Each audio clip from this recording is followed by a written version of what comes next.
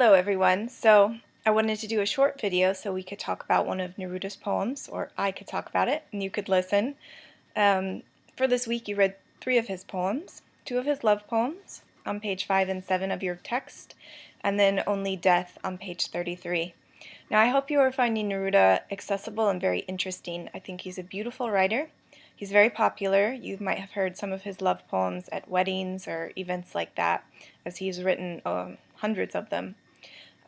He's an emotional poet, and by that I mean that he projects a lot of emotion onto the page, and he's deeply concerned with the idea of the human spirit, the human constitution, and the human emotional tenor.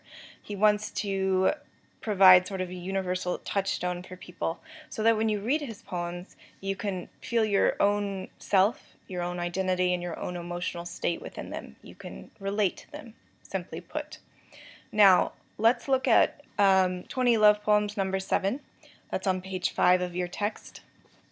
This poem is an interesting love poem because it's sad, and it focuses more on the melancholic side of love than on the exuberant, euphoric side.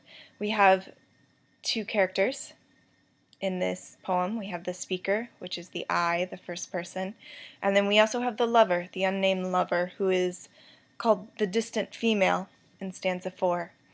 Now let's start at the beginning.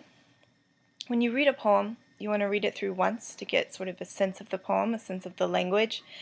Maybe gently mark any places that are confusing to you, and then you go back and you read it closely. And by that I mean break down the language, identify metaphors, identify similes, identify where things have changed, either emotionally or contextually within the poem.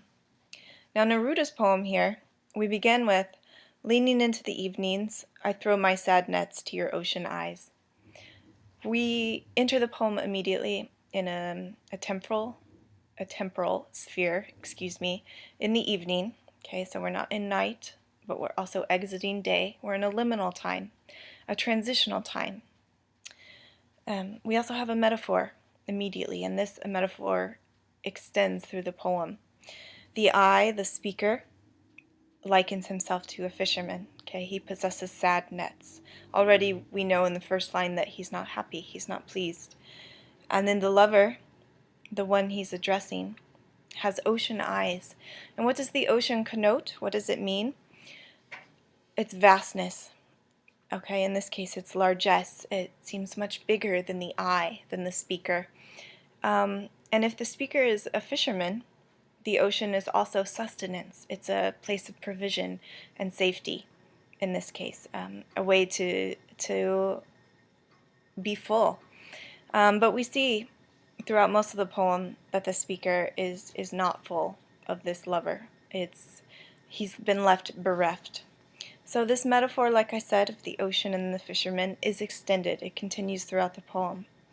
We see in stanza 2, there's an example, a drowning man's, okay, that's a reference. The sea at the lighthouse shore in stanza 3. The coast of dread that the lover has in stanza 4. And then again in stanza 5, to that sea which stirs your ocean eyes. All right? So there's loneliness in this poem. And the tone, when I say what is the emotional tone of the poem, what I mean is when you read it, what is the emotion that comes across? In this case, I've mentioned this poem is melancholic. Okay, the speaker seems to mourn that this relationship is not all that it could be. We have words like loneliness, dread, absent, distant, sad. All of these things tell us what the emotional tone is as we read. Now, there is a shift towards the end of the poem. This often happens in poems. It started somewhat with Shakespeare. He became quite famous for it in his sonnets, in which he'd present an argument or a quandary or a problem or a declaration, and then in the last 3 or 4 lines of the sonnet, he would present a proposal or a solution or have a little bit of a twist there at the end. In Neruda's case with 20 Love Poems 7, this shift is not extreme, but something does happen in the last 2 stanzas. Let's look at the penultimate one first, which is the second to last. The night birds peck at the first stars that twinkle like my soul as I love you. We're no longer in the evening, no longer in the twilight, that in-between time. We're now fully in night. Okay, and you'll see in a moment that night is the lover, that the woman that the speaker loves. He creates a new metaphor, and she becomes not only the ocean, but the night as well. And in many different cultures, night is always female, and day is always male. Same with the ocean. The ocean is often called she in a lot of literature. So what do we have here in this penultimate stanza? We have night, so we have a change from that in-between time, which is promising, because now we're fully ensconced in night. And then we have the first stars that emerge. So this is the big shift, is where we were in the ocean for so long, for so many stanzas. Suddenly we ascend, we go up to the sky. We see the stars, okay? It's a big setting shift. And the stars themselves, the first stars that twinkle, it's a hopeful image. Something new has come. And the speaker also declares his love. He says, I love you. So that's a big change.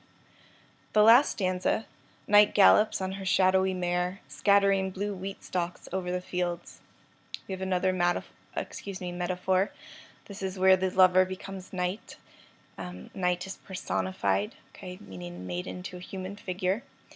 And in this case, she's riding a shadowy mare, which is also a common literary image when it comes to night.